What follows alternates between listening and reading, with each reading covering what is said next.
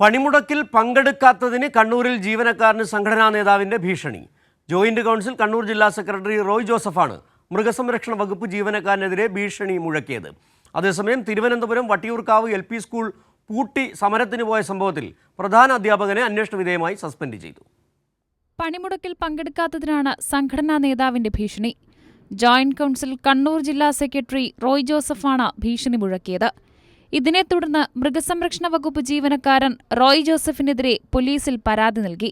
ഭീഷണിക്കൊപ്പം അസഭ്യം പറയുകയും കൈയും കാലും തല്ലിയൊടിക്കുമെന്നും ഫോണിലൂടെ ഭീഷണിപ്പെടുത്തുന്നുണ്ട്.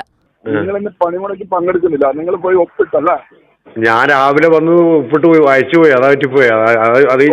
ഒന്നും ഒരു കാര്യമില്ല, നിന്റെ കാല് തല്ലി കൊടുക്കും. നീ ഓർത്തിരുന്നു കേട്ടോ. നീ അവിടെ പോയിട്ട് ഇരിക്കാൻ വേണ്ടി വിചാരിക്കും. നിനക്ക് അവിടെ ട്രാൻസ്ഫർ നിനക്ക് ജോലി മേടിച്ചു വന്നിട്ട് നീ പോയിട്ട് ഒപ്പിടാണ്. നിന്റെ ആഴ്ചയുടെ പാല് പറിക്കും.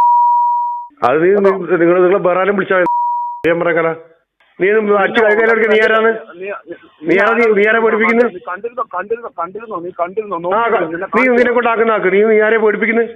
Thiruvananthapuram Vattiyoorkavu LP school senior അധ്യാപിക സ്കൂൾ പൂട്ടി സമരത്തിന് പോയ സംഭവത്തിൽ പ്രധാന അധ്യാപകനെ അന്വേഷണ വിധേയമായി സസ്പെൻഡ് ചെയ്തു.